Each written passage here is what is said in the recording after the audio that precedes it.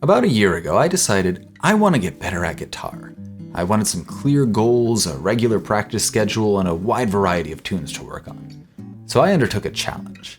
I decided I'm going to learn every song by one of the greatest singer-songwriters of our time, the one and only K.K. Slider. And now I'm about a quarter way through that project, so I thought it would be a good time to take a step back and reflect and talk about what I've learned along the way and some things I've noticed. Because what's cool about working on this music is that K.K. takes such a wide variety of styles and genres, and they're all adapted really idiomatically for the guitar. So that's what we're going to talk about. We're going to look at how that works compositionally, some of the arrangement decisions, the techniques that he's using, and just for fun, we're going to give these a ranking. I'm going to be giving each song a score on how hard it is, and we're going to try to come up with a definitive K.K. Slider tier list. Now I'm talking specifically about the live versions, the ones K.K. will play on Saturday night. So if you're used to the air checks that play on the radio in-game, you might want to check out this playlist, where I've got all the recordings of songs that I've done so far, including the 10 that I'll talk about in this video. And I think you'll notice some of them actually depart quite a bit from the air check versions. There's some surprises in there. And I'm trying to learn them exactly as K.K. plays them. Now I'm doing it by ear, so if you notice something is off, if it doesn't sound quite like what he's playing in-game, then let me know. Let's see if we can figure out what's going on here. Now I'll be assuming some music theory knowledge in these discussions, kind of in proportion to how complex the songs are. So if you find yourself getting lost, or you feel like, oh, this is so super basic, then feel free to skip around. I'll put timestamps in the description for each of the songs. If you have questions about what's going on, then feel free to let me know in the comments. I'm always happy to talk about music. There's kind of a lot we could talk about in these songs, so it's going to be a long one. So sit back, tune up, get comfy, let's dive right into it.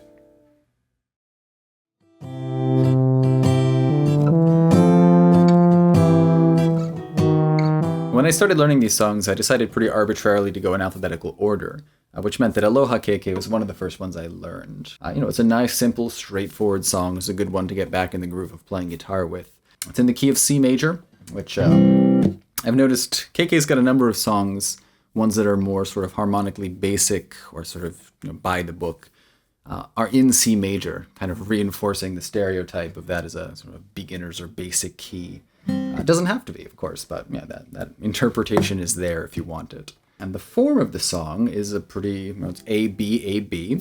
And the first time through, he sings the A, whistles the B, and the second time whistles the A and sings the B, which is something he does a lot just to add a little variety, keep things interesting on the repetition.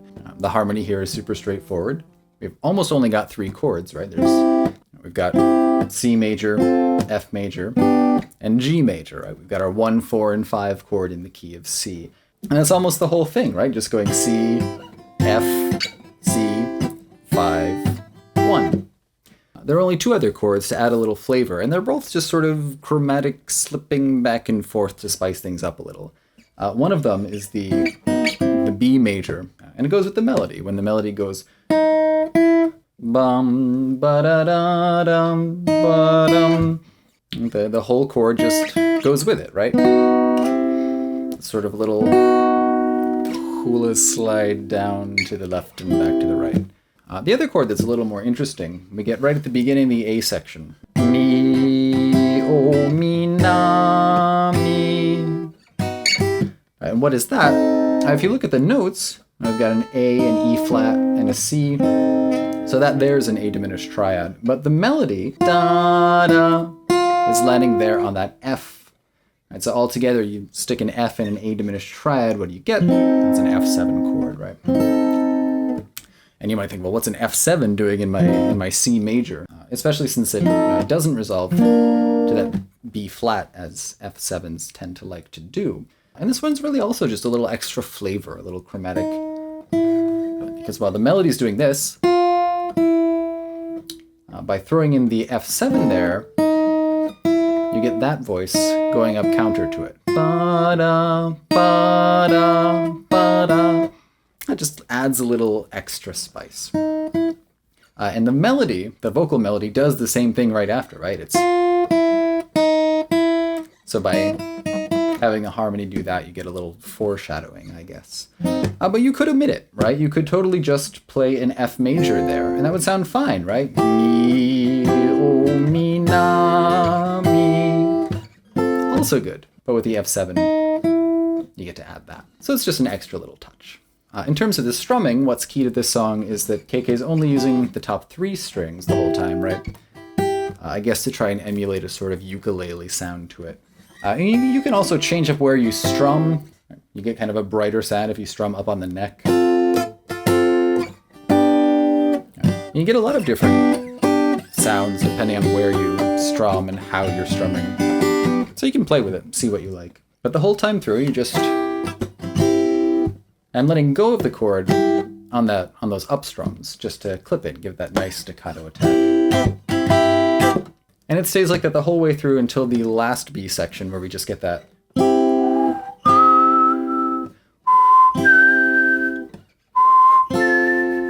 Just slowing down the chords to take a breather before we finally take it home. And that's really about all there is to Aloha K.K. So in terms of ranking, for difficulty, this is not a hard song, right? This one's a solid 1 out of 5 in terms of difficulty. That's not trivial, right? It takes a little practice to make sure you're only hitting those bottom strings and to get the strumming rhythm, getting your changes down. But as far as KK songs go, there's not that much you have to work on. It's a good one. It's a good one to learn. If you don't like those triads up there on the 3rd string, you could just play this with open chords. You've got your C major to your F major, your C major. Right at the beginning there. Don't even bother trying to get an F7, just use the F. Now, what about the slide down? And that's gonna be kind of hard, so just forget it. Mi, oh, mi, na, Who's gonna notice? Mi, right? You could play the whole thing. Just C, G, and F would sound fine. Play it however you want it. It's a song for taking it easy, right? Now, as far as how I would rank this one on a KK tier list, it's not. Is it a great song? Nah, it's fine, right? It's not just that. I mean, yes, it's simple. Simple is not bad. Simple is great, but it's not like beautifully simple or deceptively simple. It's just a pretty simple song. There's not a lot here. And if you listen to the air check's more interesting, right? It's got that figure, that arpeggio. I don't know what the instrument is, but I think you could do it. Yeah. So you could do something like that. You could do some like slide guitar thing to make it more aloha-y, I don't know. As is, it's just kind of a 3-chord guitar song, which is fine, but the melody's not super memorable. Kind of just does the same thing twice, a little mixing it up. I mean, is it bad? No, it does the job, but that's about it, right? It does the job, it's okay. It's an okay song, it's a C. That's for me a sort of representative C-tier KK song. It's all right. Let's move on.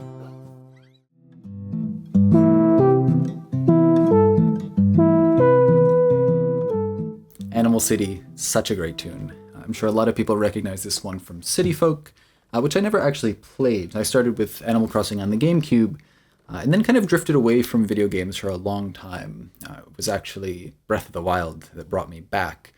Then New Horizons came out, so I picked that up, and then the pandemic happened, during which I crossed a lot of animals.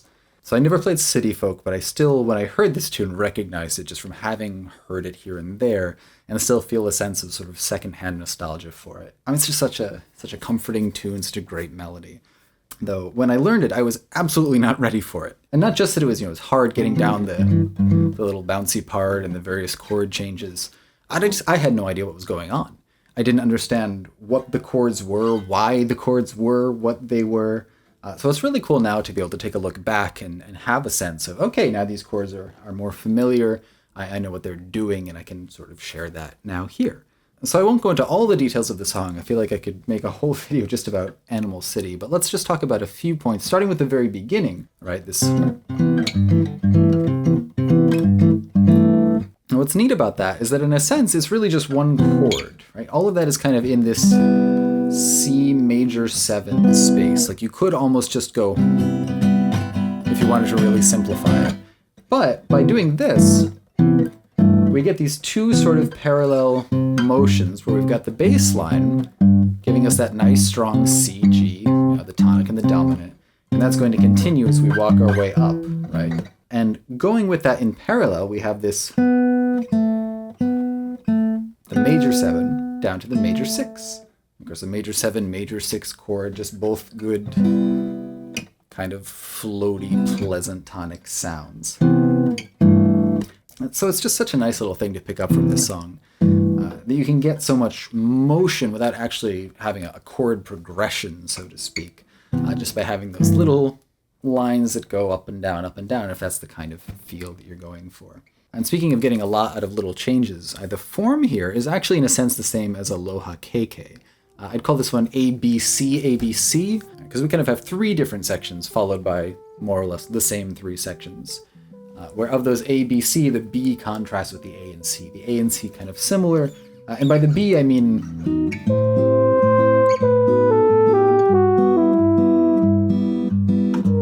that's that kind of mellow in-between section that leads us back into our da-da, ba-da, ba-da, A and C sections. And then we go A, B, C, A, B, C. But what's really cool about this one is that KK makes so many little changes on our repeats that it feels like a totally different part of the song. It just makes it feel like a more elaborate musical story, even though we're relying on a lot of the same material we already introduced. And it starts right when we get to this E major 7 chord at the end. So the first time through we get, which is very fun. But the second time, we just go right to this nice sustained E major 7. And that sort of sustained let it ring feel continues through as we get to these nice, and we slow things down a bit more and take that breather.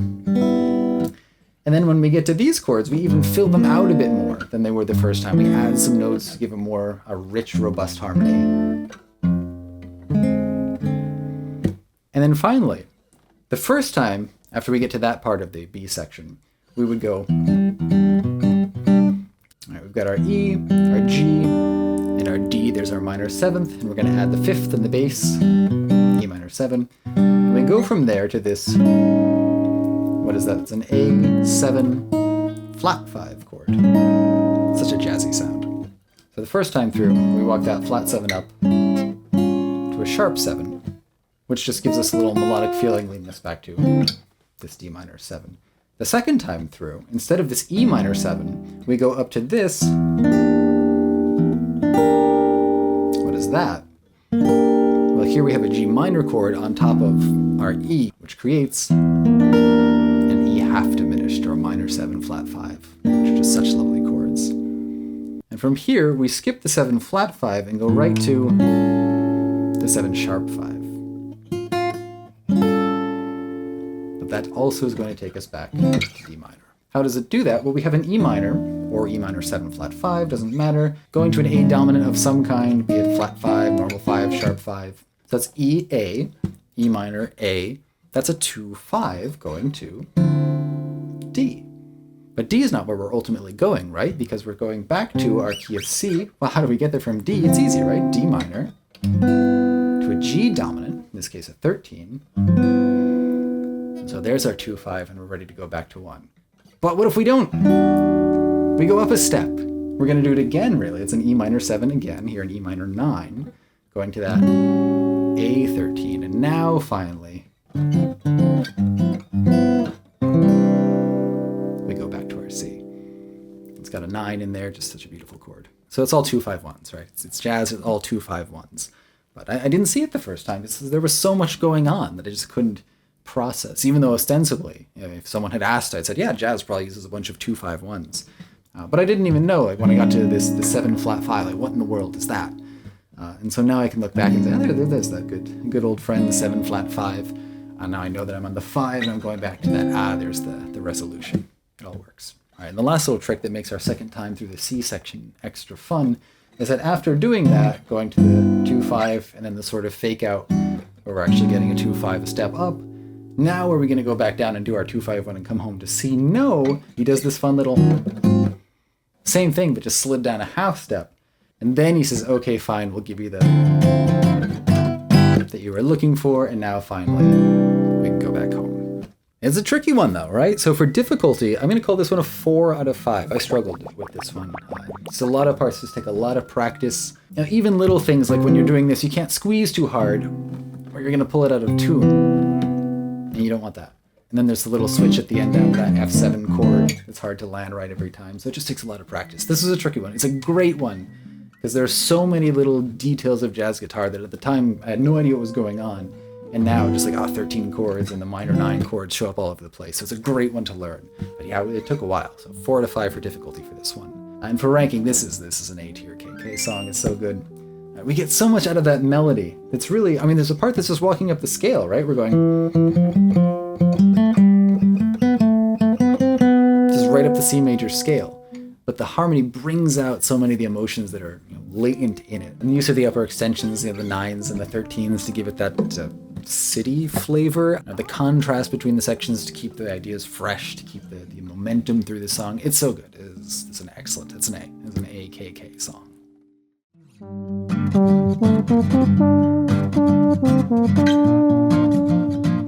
Asian KK is a classic KK song. I've seen people say it's a reference or an homage to Zenigata's theme from Lupin III, which I can totally hear the resemblance. I think in general it's just paying tribute to the crime adventure dramas of the time and that kind of soundtrack. The form is one of the most common KK song forms, or one of the most common musical forms in general. It's an AABA. Right? He does the thing, then he adds some whistling to sort of reinforce the idea with some variety. Then we do something else, and then bring it back home to the original just to wrap it all up into one nice little package. And what's cool about this one musically is that the melody is entirely within the G natural minor scale, right? Like...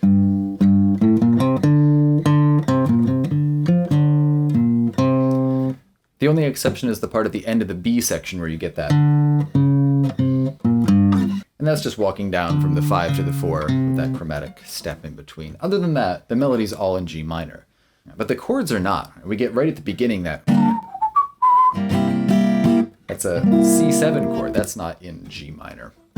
So that just immediately sets up our ear to expect a little something different, a little something brighter. And in fact, all the chords, almost all the chords in the song, are either major chords or dominant chords. Giving us a much more adventurous feel, I guess. I mean, just compare if you start instead with a C minor chord there, which would be the 4 chord in the key of G minor.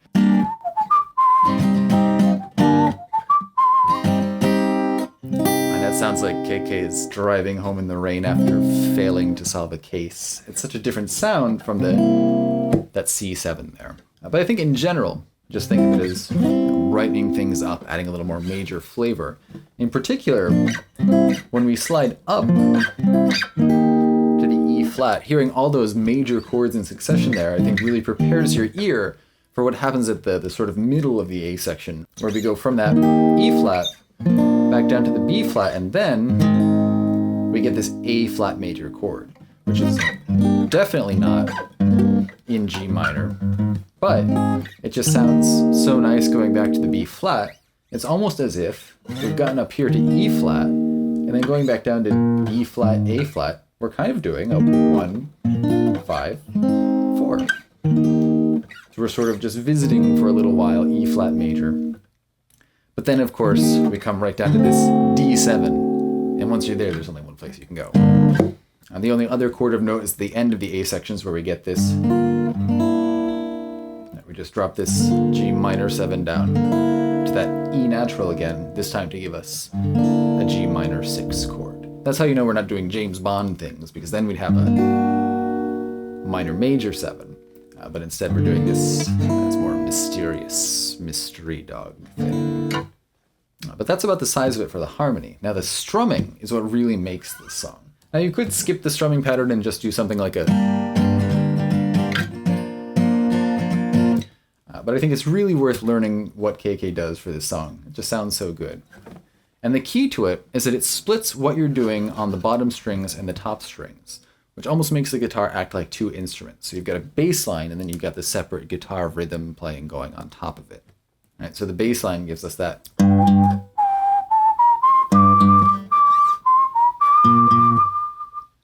And on top of that, we get that.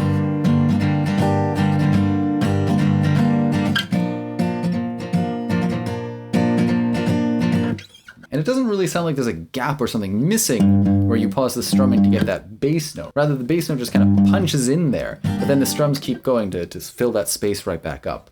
And it just gives it this wonderful full sound with a lot of momentum. So I think it's really worth learning that strumming pattern, both for the song and just in general.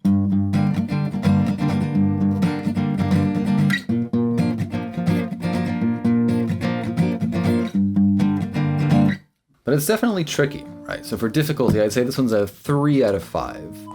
The difficulty is really all right there in getting that strumming down, because the rest of it is just pretty familiar basic bar chords, right? But once you get that strumming pattern down, then you've pretty much got the song. Unless you're trying to sing it at the same time, then it's pretty tricky to get those rhythms together. But nothing super ridiculous. It's a pretty solid, takes some work, but once you get it, you got it. And to practice that, I would say at first, just start with making sure you can do the...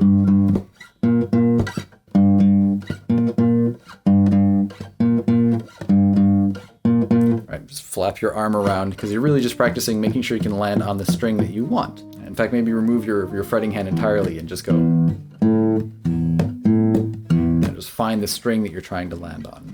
And of course, do it with a metronome. And before long, you'll get it down pretty naturally. Now, how good is this song? I mean, it's good, obviously, for sure. But maybe a bit of a hot take on this one. But I don't think it reaches that top tier of KK songs. I'm calling this one a B+. And the melody is very strong. It's great. But it doesn't do much with that melody to develop it right. It just pretty much plays it 3 times. And sure, you've got the B section, and this is very cool, right? That but it's just 4 measures of that, and then we go right back to the rest of the B section. It's pretty much the same thing as the A section. So there's not a lot of development there, and which is fine if your material is so good that you just want to hear it 4 times. It's good, but I think could have done more with this one. I think you could probably make an arrangement of Asian KK that would be better than the air check or the live version. There's more to work with there than the live version really does. It works so well as an homage to that kind of adventure-y crime music, but I don't think it rises above that. It's got potential, but it doesn't quite get there. So that's just it. That's a B+. It's good. It's good. Could be better.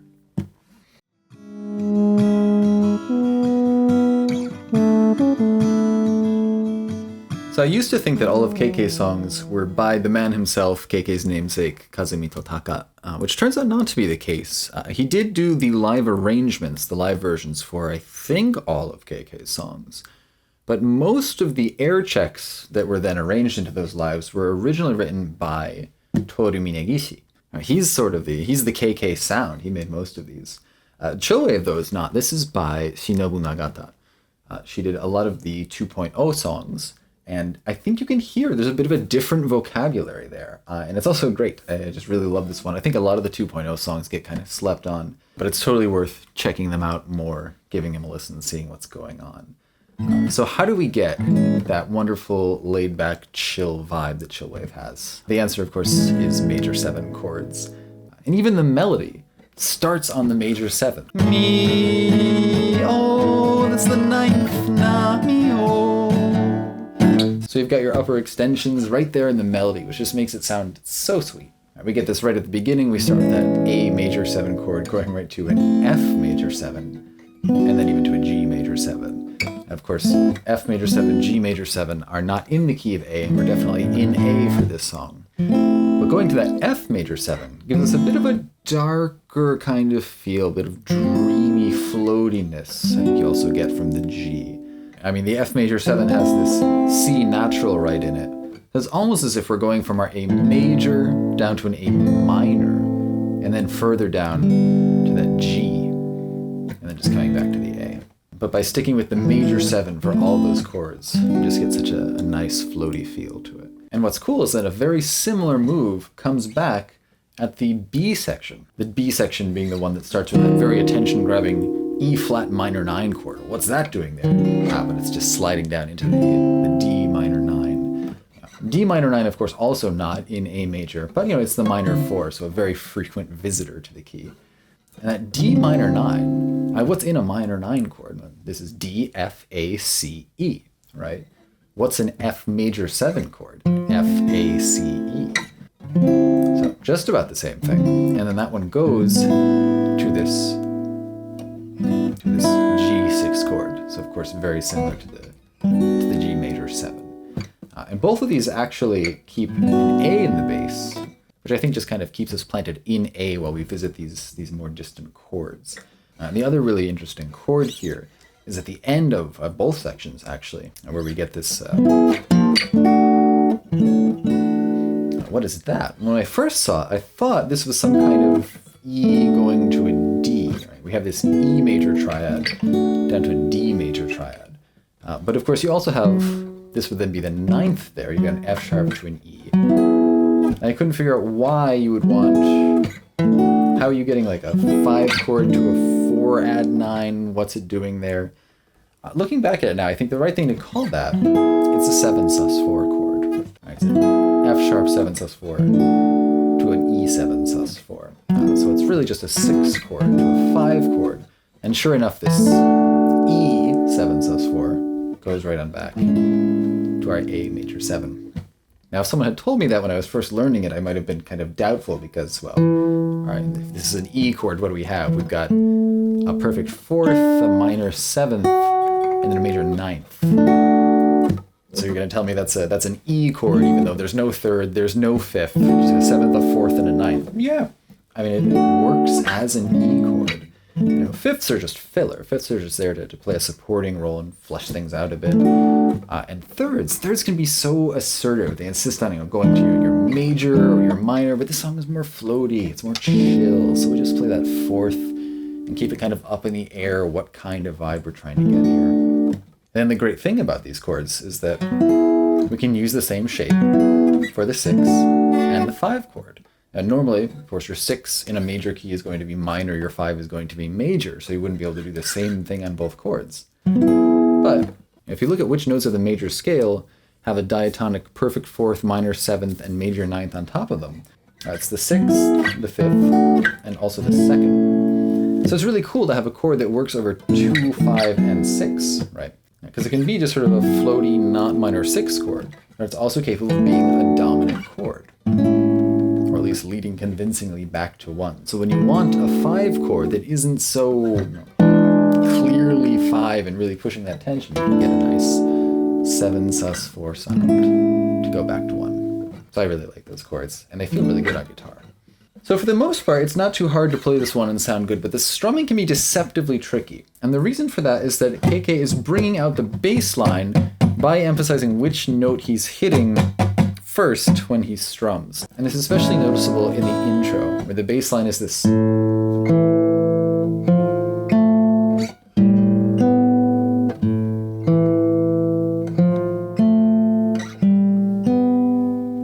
he gets that just by how he's strumming those chords. I find it very hard to really emphasize those notes while still strumming and making sure you land on them. So you have to do a sort of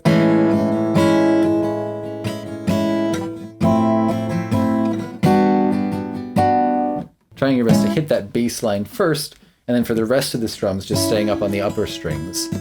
So you're letting the bass line ring out. And there I'm even breaking from the usual up and down pattern to give myself a downstroke to emphasize the move to the G. So rather than,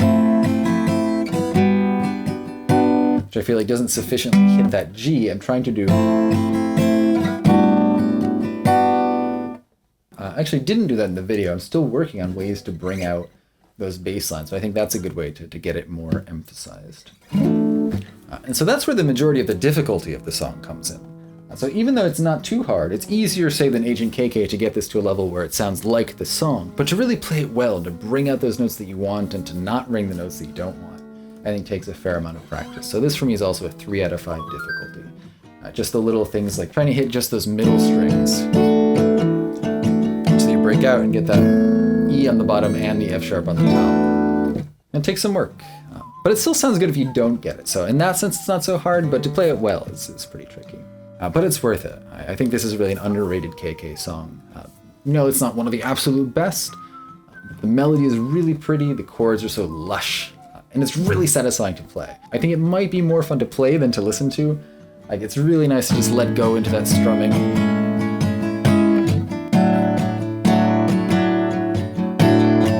And it's such a guitar song. The A major 7 to the A sus4 add 6. It's just guitar chords. It's just what you play when you've got the guitar and you notice, hey, if I bring that up a fret and that down a fret, suddenly I've got this really lovely, that wasn't even it, but that sounds good too. We could use that one. You just throw in a bunch of chords. Your hand shows you where to go and you just find these wonderful chords. That's the magic of instruments. So I think this one is a B+. Maybe it's a little too repetitive and floaty and more fun to play, but it's really good. It's a beautiful song. It's good. It's good.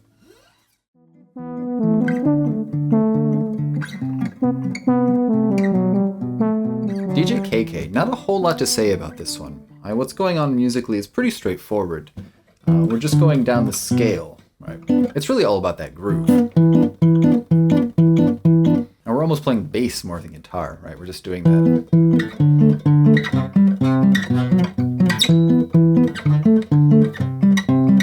For so much of the song. And that, of course, is just walking down the E minor scale. E, D, C, B, 1, 7, 6, 5, 4, 5, 1, 4, 5, 1, 4, 5, 1. It's going to do that a lot. Now, what is kind of cool is that those chords are all 1, 5, 7. No thirds on any of the guitar chords. Just gives it a much more open sound, really emphasizes, we need that 1, 5 for the bass line. And then if you stack a third on top of that, it sounds a little too... that's too minor. We don't want... It is a minor chord. We're in a minor key, but we don't want that. So we just add the minor 7th on top of that to fill out the chord a bit. And we do the same thing as we go down the scale. We got a minor 7 here. When we get to the 6th chord, the C, that has to be a major 7. So that's what keeps us in the key. That would be, if we were doing full chords, a major 7 chord. And then, as we so often do in minor, we make the 5 a dominant chord. So we're getting that. That way we get a minor 7 either way, but if you were to fill out the chord, you would have that third in there. And it is cool how it really implies that even though there are no thirds in the chords you're playing, there's no question that what we're playing here is an E minor 7, a D7, a C major 7, a B7. Right? Now, even though the only E minor chord we get is at the end of the riff where we go. But note that you could fill out all those chords. That sounds kind of cool, right? Like...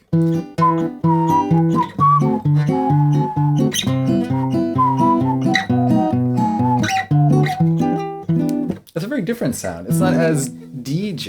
It doesn't have the same emphasis on the groove and the beat as the way it does without those thirds in there. But it's another way you could do it.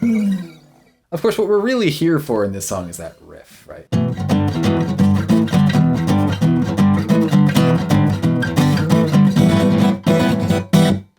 And that's all power chords, right? So the moral here is you don't need any thirds. You don't need any thirds in your chord as long as you've got that beat, you got the rhythm. I don't know that I had the rhythm there, but if you have the rhythm, then that's all you need. Now, what's kind of weird about this song is the form. I'll put up a diagram of my best attempt to figure out what's going on here. But there's two major, not even quite sections, just like ideas, right? You've got the one where you're going down, and you've got the one where you're going up. And it feels to me a little arbitrary, I guess, the way the song, or KK, decides where to put the A's and the B's. There's some A, B, some B, B, some A, B. And then at the end we get our first appearance of the classic KK key change. KK has some excellent modulations that we'll talk about later. But this is not that. This is just, well, we've played it a bunch this way, so what if now we just we're going to take it up a half a step. Which adds some juice into it, but doesn't really do all that much for this song. I think on re-listenings doesn't have the same excitement. So I feel like the form of the song is really an excuse to pack that cool riff in there as many times as you can and just keep things going on that bass line. But when you listen to it a few times, you notice it's pretty repetitive. It's pretty the same thing over and over. But it's a good thing. It's a good thing, so it feels good to play and to listen to. And in terms of difficulty, this one's pretty hard for me. I mean, I don't play a ton of power chords. I'm on acoustic more often than I'm on electric. So just getting that riff comfortable definitely took some time. And it's not just that, because it's so important on this song to get that rhythm down. And I still struggle with this. I didn't do a good job in the recording. It's still hard just to...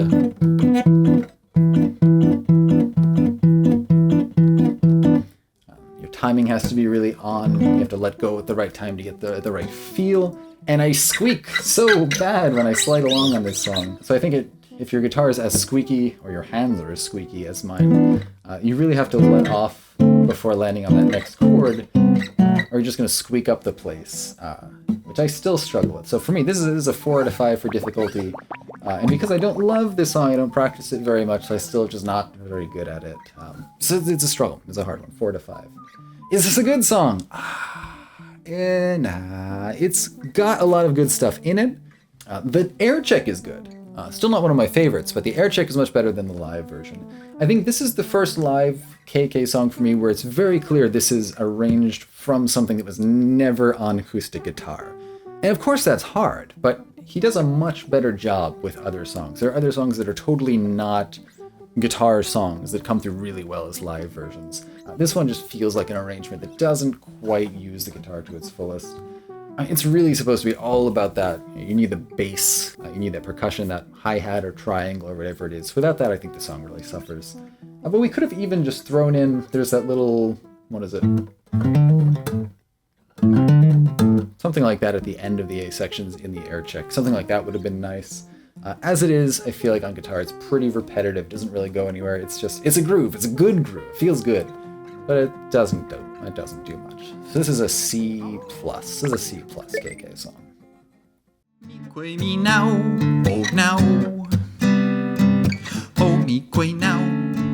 Forest Life is an arrangement of the title theme from the original Animal Crossing. It is such a lovely melody. I've got this one playing in my study on my island.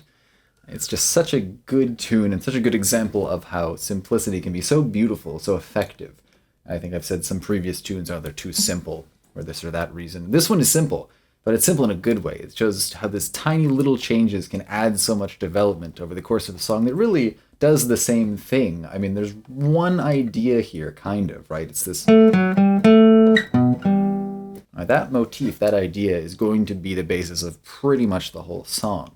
But it's what it does with it that makes it so good. Now, what's really distinct about this one is that all of the chords are major 7 chords. The song uses 5 different chords, and they are all major 7 chords, which really gives it a distinctive sound. So how does that work? And the first section has this alternation between D major 7 and C major 7. And of course, within a key, if you're staying diatonic, you're never going to get 2 major 7 chords a whole step apart. But the melody serves to really help us hear this D as the 1, as the home chord. And so this other C major 7 is the other chord, the one that's not home. And in this case, it almost works like a 2 chord.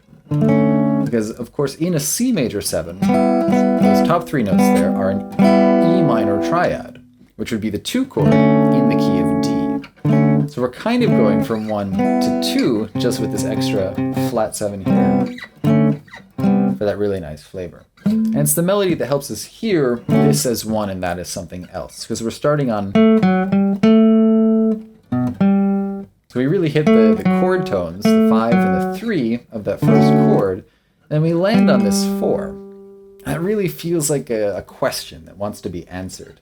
Now we get our answer going down, and if you notice the first and last notes of those first 2 phrases there, mi que mi now, oh now, oh mi que now, me now. And what are those? A, G, F sharp, E. We've got 5, 4, 3, 2 in D. So the D definitely feels like a 1 chord there, going down to this other chord to add some interesting color to those away from 1, the tense, not even quite tense, but the non-resting notes in the melody. And then the next time we get the melody, it's on top of this A major 7 to D major 7. And it again starts on the 5th of the chord, that E. And now this time when we go down to the D major 7, we're landing on that, the 1 of that chord. And then it continues down, mi que mi now, me now. Now we're landing on the 6th, the major 6th. And it's a little crunchy to have that major 6 in this major 7 chord, but by now we know what to expect, we know what's going on, so it sounds good, it works. Now we could have, in this A major section, just gone back down to the G major 7, right? Like, mi que mi now, oh mi que now, me now. And of course that would have worked, because that's what we did last time. But by instead going to that D major 7, now we get to emphasize different notes in it with our melody. That bring out just a different flavor. And then finally, after we've done that, where do we go? What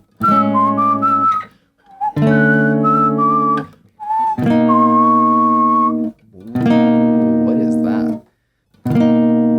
We go up to this B major 7 chord, but the note that the melody is landing on is this C sharp. And that's the 9th. That turns this into a major 9 chord. So kind of surprising when we go back from that to our D major 7. But if you look at the upper voices, the voice leading works. But definitely not the only choice we had there. Really an interesting one. So I'm going to play a few different versions. I'm going to put the melody on top of it so you can hear how it could have sounded if instead of going to the B major 7, what if we had instead just gone back to the A major 7 before coming home to D? And then another option I'm going to try is if we went to So this is a 2 in A. What if we made it minor? Made it a minor 9 chord. And then just for fun, turn that to a 2-5-1 back to D. Then I'm going to make my 5 a 7 sus4 chord, just because it feels more appropriate for the kind of vibe this song has. So here are those 3 versions.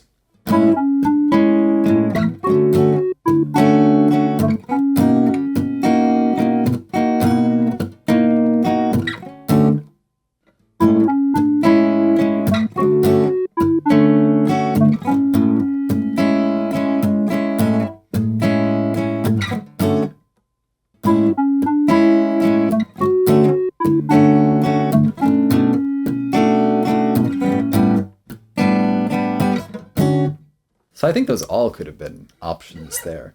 But the B major 9 is really striking. Just adds a little extra interest to this song. So pretty simple, yet there's a lot in there. It just sounds good every time.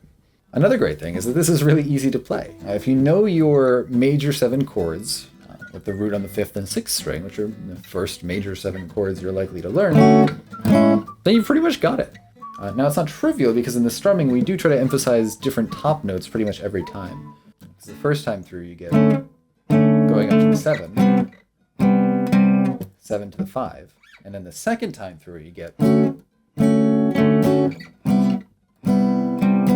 all the way up to the 3rd. And it's such a little thing, like we're playing the exact same chords the first and second time through that section, but just by adding a string to it the next time through, it feels like we've gone somewhere a little more. And of course you need those ghost notes, string smacks, whatever they are, to get that rhythm. But I think if you try that, it feels good, it's not hard. So this one's a 1.5 for difficulty. It's not as basic as the 1 difficulty songs where you pretty much can already play them, you already know how it works. But if you haven't tried that kind of strumming pattern before, I think once you try it, you'll get the feel for it. And for such an easy, simple song, man, it's good. This one I'd say is a B+ song. And I do think the original Animal Crossing title theme did have a little more going on that could have made its way into the arrangement. Yeah, it's a little repetitive. It's not a problem. It just doesn't quite get there, but it's so good. I like it so much. It's a good song.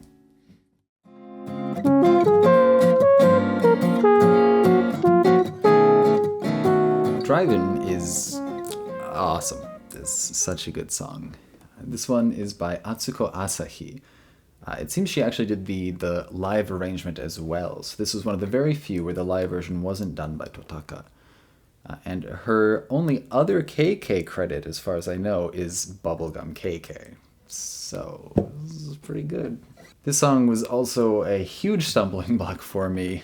I tried to learn most of these in 2 weeks. This one I probably took about 6 and still struggling with it a while after I recorded it. But man, when I got it, when I was able to play through it, it felt so good and really felt like this is one that I'd leveled up with.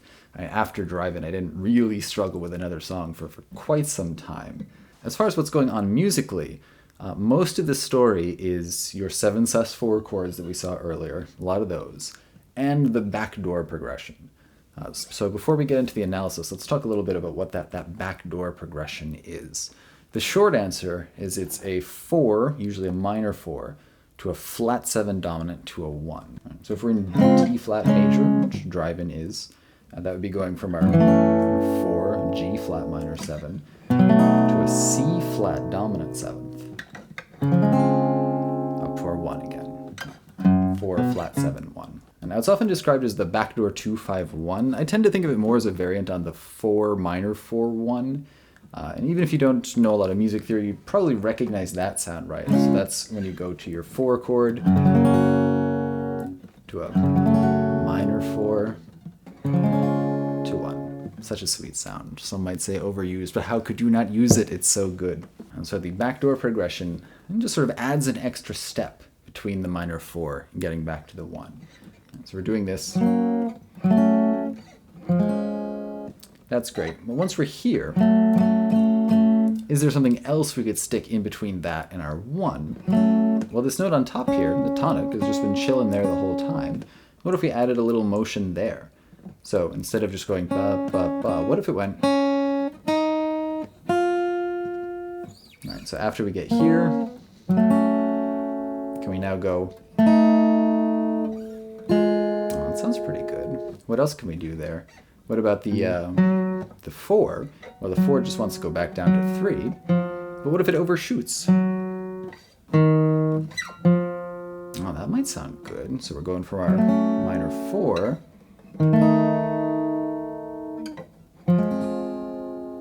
It seems pretty good. And the really interesting one is the bass line, where instead of just going G flat, G flat, D flat, we add a step in between. Now there, of course, we're stepping out of the key to get to that flat 7. But we're doing it by strong motions. We're going up a 4th and then up a step. And that flat 7 to 1 has just become such a familiar sound that we hear. I mean, there's... Right. It doesn't sound as like classically resolved as going 5-1, 5-1. But it's definitely a resolution. I think it's a little more, it's a little mellower, a little darker maybe, a little cooler. But it sounds good. Right, so... It's a nice sound. So what's going on in Drivin? And the first thing to notice, just that melody. I notice how we just like fly right up that D flat major 7 arpeggio. We crest up at that D flat and more slowly float our way down to the 5, linger there, 3rd and the 5th. It's like we're shooting out with all this energy, but we're not going wild, we're not getting lost, we're driving, we're cruising along. It's so good. And the chord underneath that start of the arpeggio is the 1, the D flat major 7 chord. But then, where do we go next? That's just a passing diminished chord down to our 4 chord, our G flat major 7. And so what that means by going to that chord there is that our melody is doing this on top of this chord. So that's giving us, that's it, the 11th up to that diminished 5th. And then we land on the 9th of this 4 chord.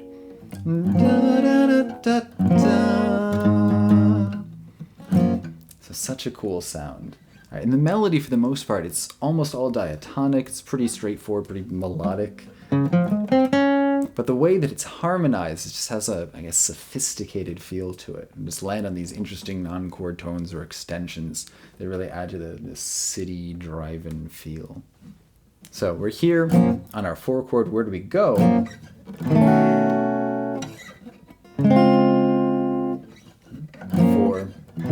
flat 7, 9, 1.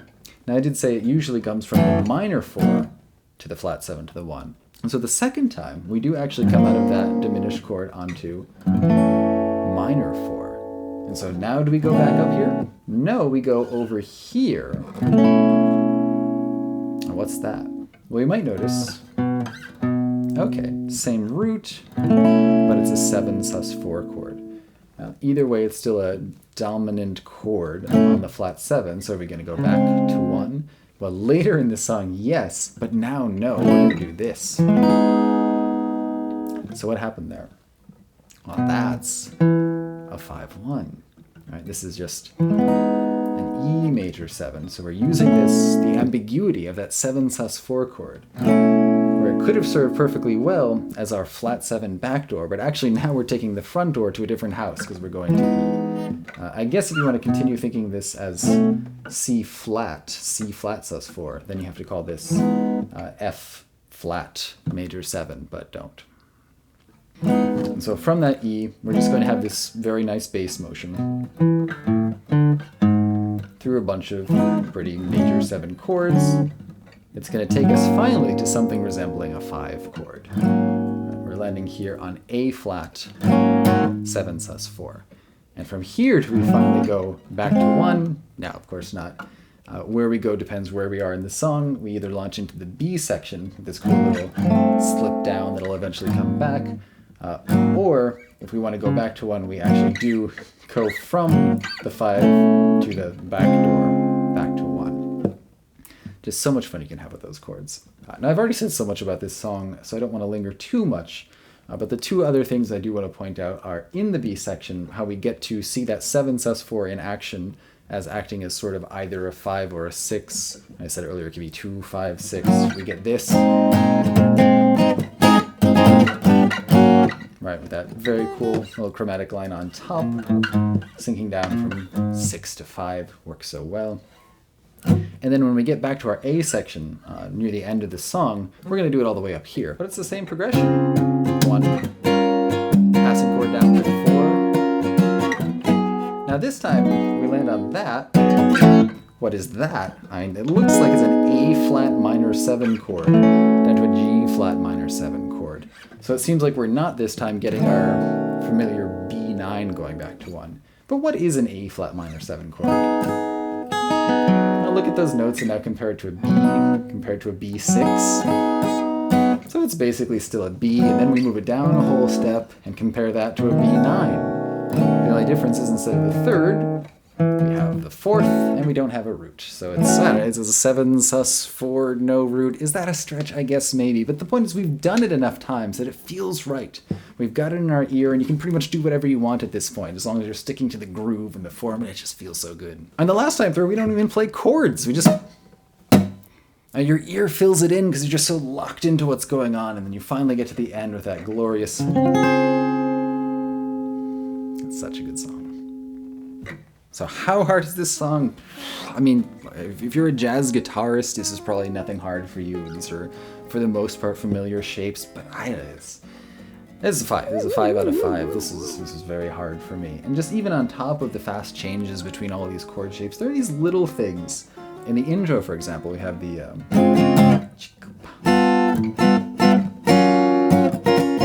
then it goes to this. And just to bring out that...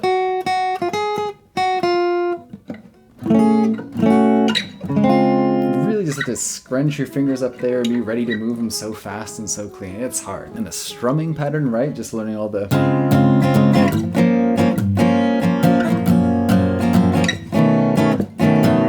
I imagine singing on top of that. I cannot. I'm trying to do that, but man, that KK, what a musician.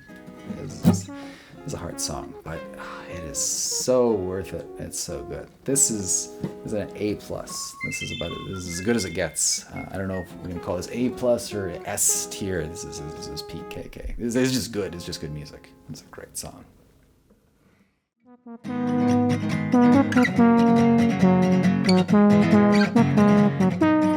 this song rocks. What else is there to say? I mean, you start a game on Smashville, and as soon as you hear the it's just instant hype. It's just instant hype. It's so good.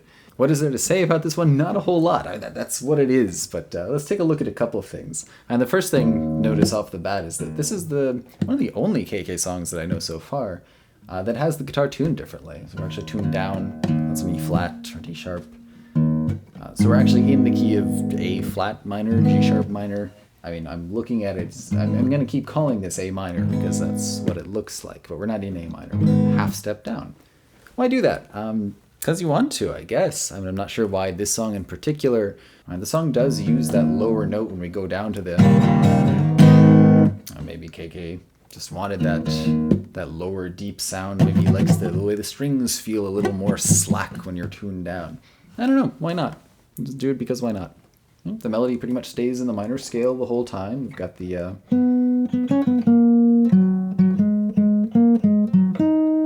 The only place where it kind of doesn't is where we do...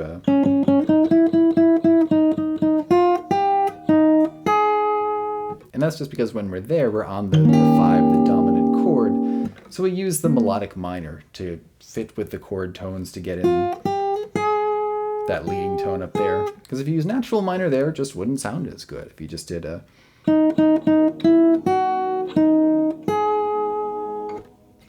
And the chords are pretty much all stuff from this scale. One cool thing worth taking a look at is when we do this part.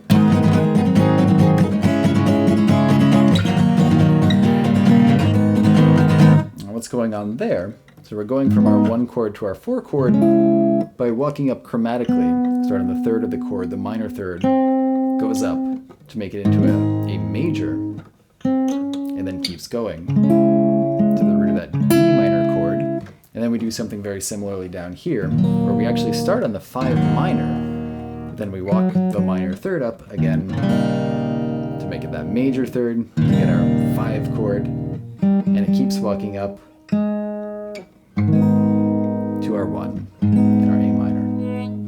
And the melody does something cool there as well, where it actually follows that little chromatic walk up, but it bounces back down to the 1 of the chord, and then it actually overshoots our tonic and lands back down on it.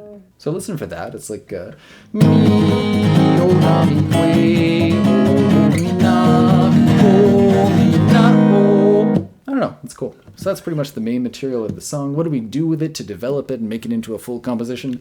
We do it over and over and over, and it's still good. It's just still good. We just play it, and then we play it again, and then we start whistling it, but then we decide that we've done that enough, and so we're here. What are we going to do to get that push over the edge? We just go up, and now we play it again a half step up, and it's still good. Now, there is a bridge. There is technically a bridge where after we've gotten back to our 1, now we suddenly do na mi o que na mi que mi o. I mean, it's kind of just playing the same chords we were already playing and adding a pretty inconsequential melody. It's really just filling a little space until we can get back to the... just adding enough of a pause. We're like, well, where's that really cool part? Yeah, there it is, when it comes back in and it still hits you. The cool thing is the song's actually not that hard to play. I mean, what you really got to work on is just doing the... Get out your metronome and make sure you can do that throughout the whole song, and you've pretty much got it. The chords are gonna all be your standard bar chords, so if you haven't been practicing those, this is a really good one to get this one and learn those fast switching bar chords and getting that rhythm down, and it's so worth it because it rocks. Where does this one rank? I feel like I've been giving a lot of reasons why it shouldn't be so good, right? I mean, it's pretty repetitive. It does the same thing over and over. There's not a lot of sophisticated harmonies. It's a pretty basic melody, but it's just too good not to be good. It keeps playing the same thing and you keep wanting to hear it. This is one of those cases where the material is good enough that when you sit down to really compose it, you're not in the zone of like, how do I turn this into music? How do I make this into a piece of art that's going to work from this starting point? You've already got it. You've got this gem, and it's just like, how do I put it there? And how do I not screw it up? And this certainly doesn't screw it up. You could do more with it. I'm sure there are some absolutely fantastic arrangements of this song. And you do feel like, yeah, it could have been a little better. I'm calling this an A-. The live version specifically. Like, yeah, it doesn't do much with it, but you don't have to, because it just rocks. So, A-.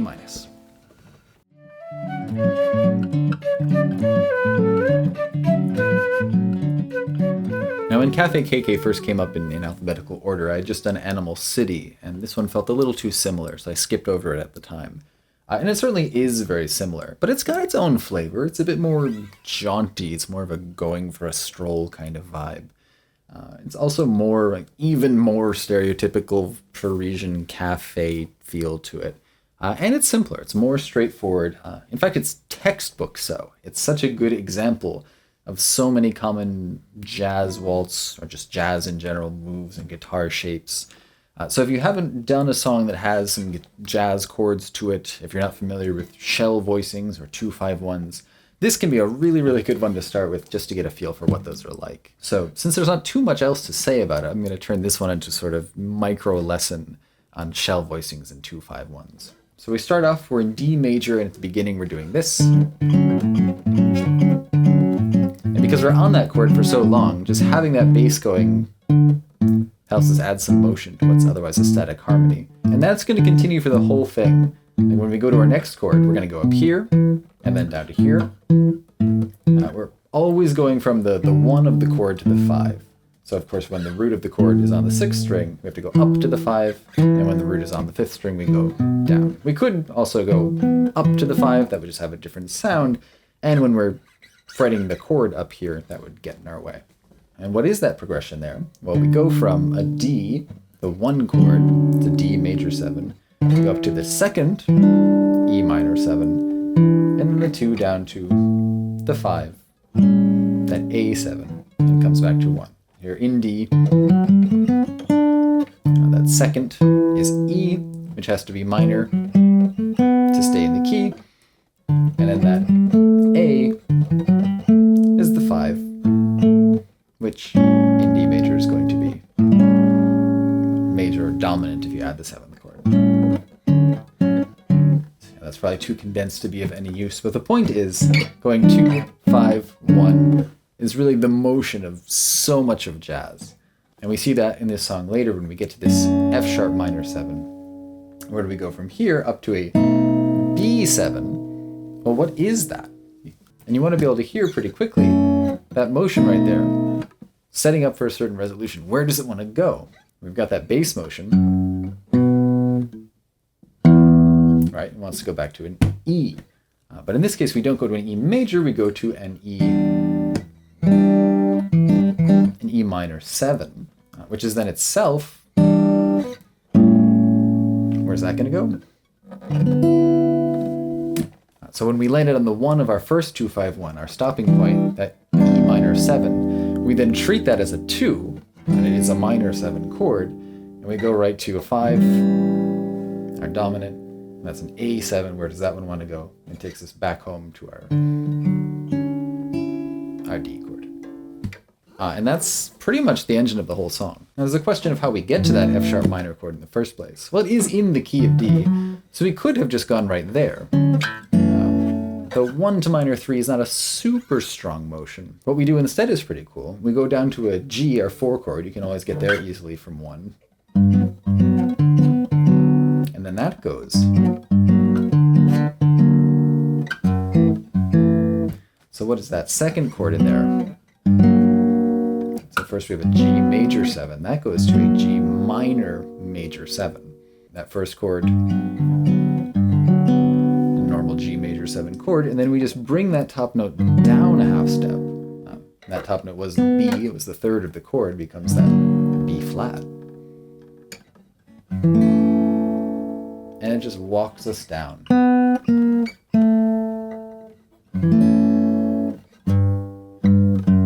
To our F sharp minor. What about the B section where you've got... Where do you think that goes? I'm going to leave analysis of that one as an exercise to the reader because I think you can figure it out. So that's the harmony. And those chord shapes are just such common shapes on the guitar. They're what are commonly called shell voicings. Because you just have the shell of the chord that you're trying to play. So here's our major 7 shell, goes up to a minor 7 shell. Why are they called that? Well, you've got the root, the third, and the 7th. And those are the really important notes of the chord, the ones that tell us what the chord is. So what we go up to next for our 2 chord is a minor 7 shell, where we've got our 1, our E, G, minor 3rd, and D, our minor 7th. And that gives us our E minor 7. And this one, it's really common to fill out with that 9th, or an E minor 9 chord. And we go down. And that alone, right, that tritone between that G and that C sharp, that pretty much gives you the A7 chord. Yes, there are other chords that would have that tritone, but they will work pretty similarly. And that's the essence of a so-called tritone substitution in jazz, where you say, okay, instead of A7, I'm going to play E flat 7. And it's also going to go nicely to our D tonic major chord. Because notice, the tritone is staying the same between those 2 chords, and I'm just changing what my bass note is. Now, if you want to play a diminished chord, you really want to have that 5, that diminished 5th in there. So rather than playing 1, 3, 7, you want a voicing that's going to include your diminished 5th. And this song actually does have a diminished chord.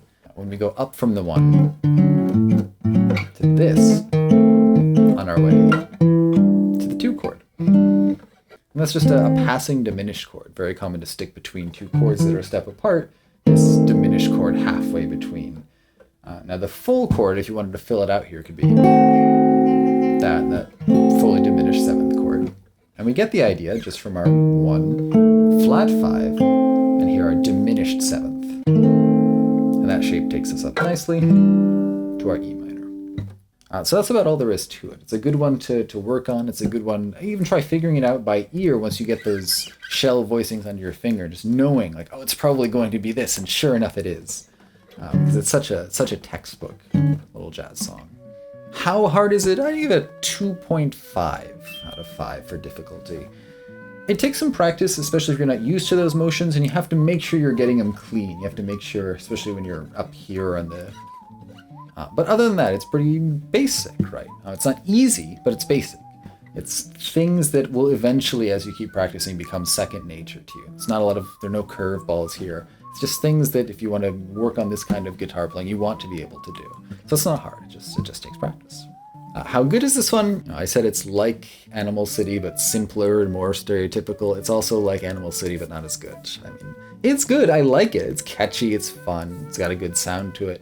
But it's really like if someone made Animal City without the inspiration. If you just wanted that kind of vibe but phoned it in a little bit. I mean, it's not that's selling it a little short. It is good. I'm saying it's a B. It's a B song. It's good. I like it. It's just like AI could have generated this one. It's good. It does the job. But this is just a remarkably pretty good KK song. It's a B.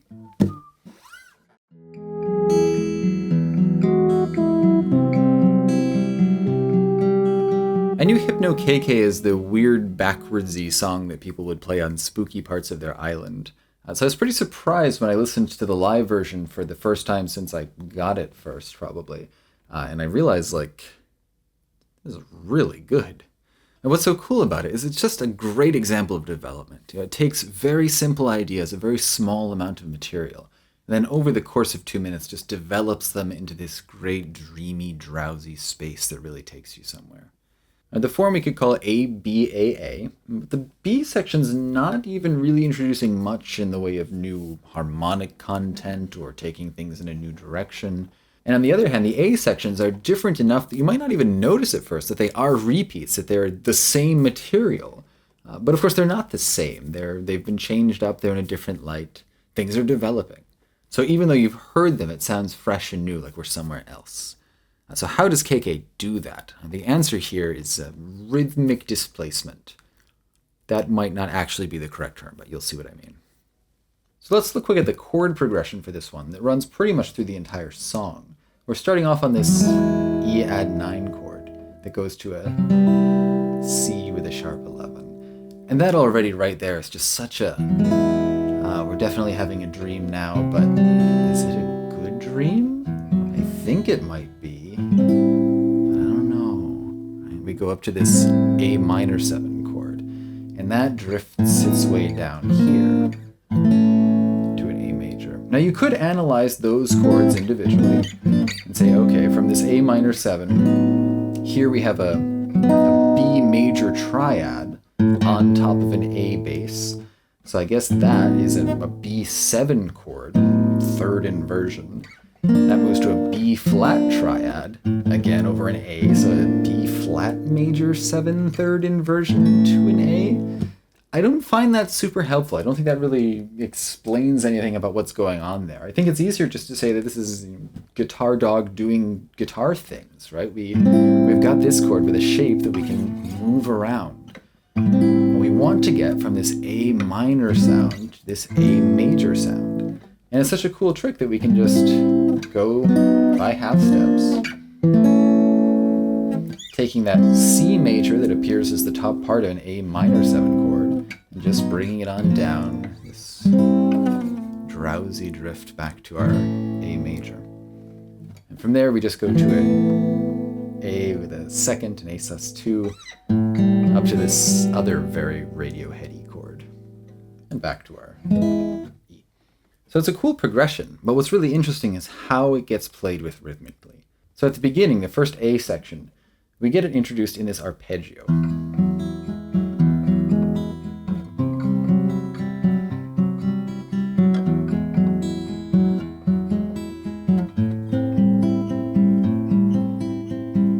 So we get 1 bar of each chord. I'm counting this in 6. If you count it in 3, it's 2 bars of each chord. And then notice what happens when we get to the beginning of the B section. We start the exact same way, but then notice this.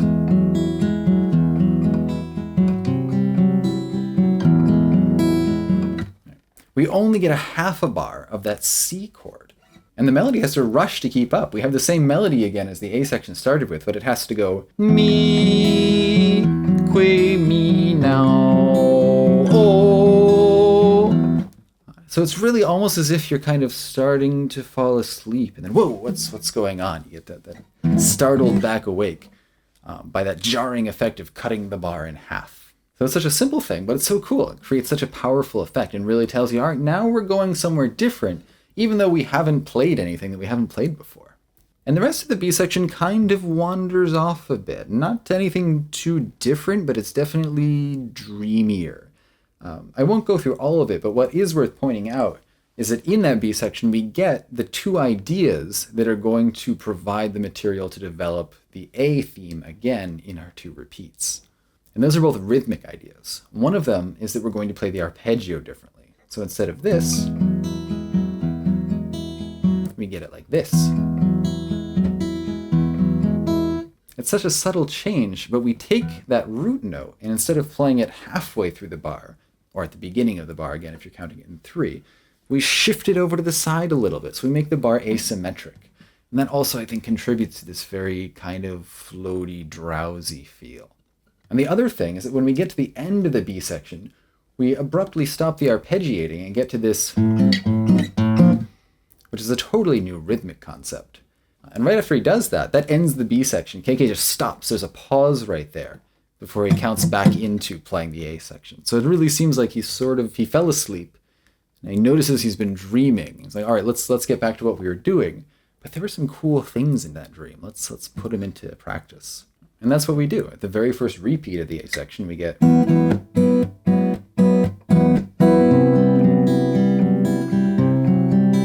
we introduce both of those ideas on the same progression that we were doing before. And you might say, okay, sure, the harmony is the same, but isn't the melody totally different there? Can we really call that the A section again? And sure, it sounds so different because it's going with that rhythm. But if you look at the notes there, right, this time we're going na, o, mi, que, o, mi, na, as opposed to na, que, mi, na. I mean, it's the same idea, just changed rhythmically. And when we go back into the A section, this time we get something like this.